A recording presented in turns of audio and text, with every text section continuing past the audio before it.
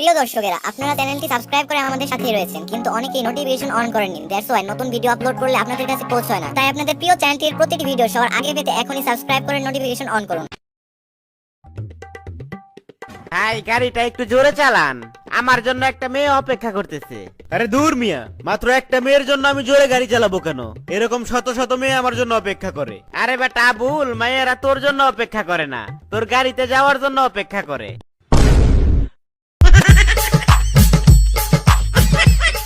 আচ্ছা ড্রাইভার, আমার সিংহের মুখোমুখি হওয়ার ঘটনাটা কি তোমাকে বলেছিলাম? কই না তো স্যার, কি হয়েছিল?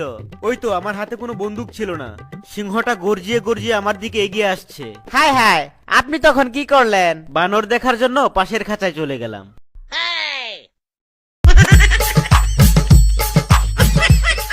আচ্ছা স্যার, আপনি কি করেন? আমি হচ্ছি বিমানের পাইলট। ও তাই নাকি? তাইলে তো আমরা দুইজনেই ড্রাইভার, কিন্তু আমি যা করতে পারি সেটা আপনি করতে পারেন না। আচ্ছা কি রকম? আপনি কি মাঝ পথে প্লেন থামিয়ে বলতে পারবেন যে ভাইয়ারা একটু নামেন, ধাক্কা দিতে হইব? কিন্তু আমি বলতে পারি।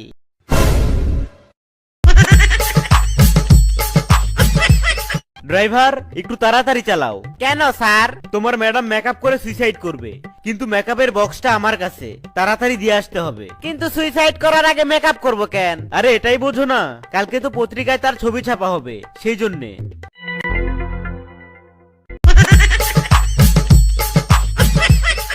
আচ্ছা সাহেব, একটা কথা বলি।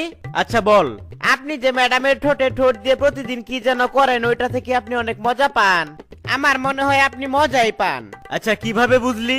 কারণ ওই কাজটা যদি পরিশ্রমের কাজই হইতো, তাহলে তো ওই কাজটা আপনি আমারে দিয়েই করাইতেন।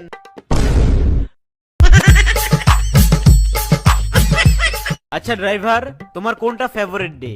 ভ্যালেন্টাইন ডে, রোজ ডে নাকি চকলেট ডে? স্যার, আমি আপনার কাছে 2 মাসের বেতন পামু। আমার ফেভারিট হইতেছে টাকা ডে, টাকা দিয়ে ডেটে যামু।